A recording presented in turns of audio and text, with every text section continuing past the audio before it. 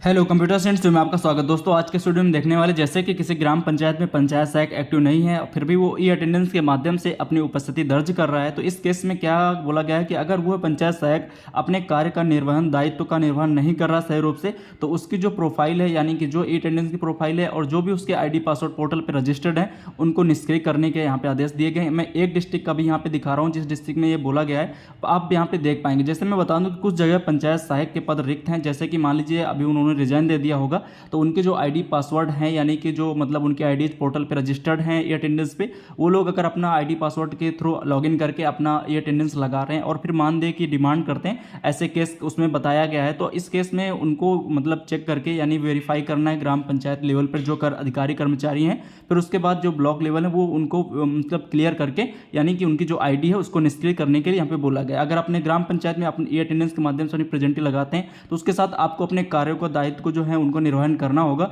Otherwise आपकी भी IDs निष्क्रिय कर दी जाएंगी। तो चलिए मैं आपको यहाँ पे थोड़ा सा दिखा देता हूँ। जैसे कि आप यहाँ पे देख पा रहे होंगे एक डिस्ट्रिक्ट का यहाँ पे लेटर है और यहाँ पे इस तरह से लिखा गया है जो मैटर है, मैं पढ़ के यहाँ पे आपको बता देता हूँ। विभिन्न माध्यमों से अधोस्तचरी के संज्ञान में आया है कि ग्राम पंचायतों द्वारा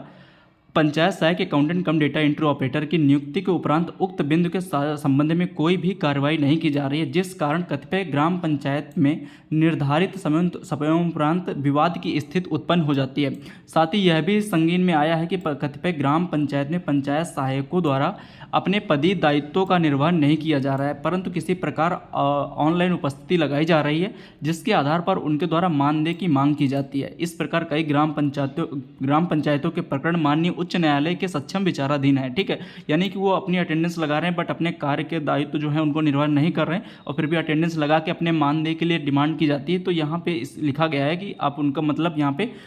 ध्यान देना है। तो यहाँ पे निर्देश भी दिया गया है, अतः आपको निर्देशित किया जाता है कि अनुबंधित कार्यकाल की समाप्ति के उपरांत उल्लिखित शासनादेश के अनुसार नवीनीकरण की कार्रवाई संबंधित ग्राम पंचायतों के माध्यम से कराना सुनिश्चित करें। ऐसे पंचायत सहायक जिनके द्वारा अपने पदीय दायित्वों का निर्वहन नहीं किया जा रहा है परंतु ऑनलाइन उपस्थिति लगाई जा रही है के विरुद्ध संबंधित ग्राम पंचायत से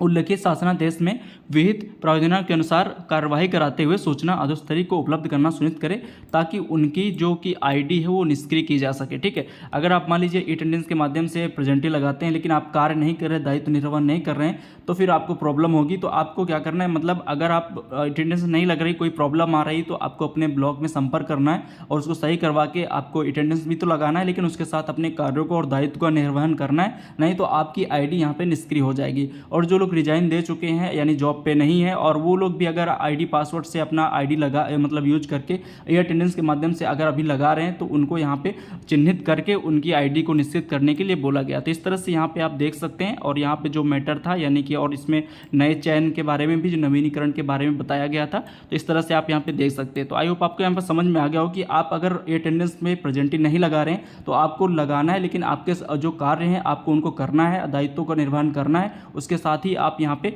सारी चीज़ों को करें। अगर आपकी अटेंडेंस नहीं लग रही तो आप अपने ब्लॉक में संपर्क करिए और वहाँ से जो आपके अधिकारी होंगे वो आपका ID पासवर्ड जो अभी भी जो भी एरर आ रहा होगा सॉल्व कराएंगे, फिर आपकी कंटिन्यू अटेंडेंस लगने लगेगी। तो इस वीडियो में थोड़ी सी जानकारी आपको दे दूँ। थैंक्स फॉर वॉचिंग एंड धन्यवाद।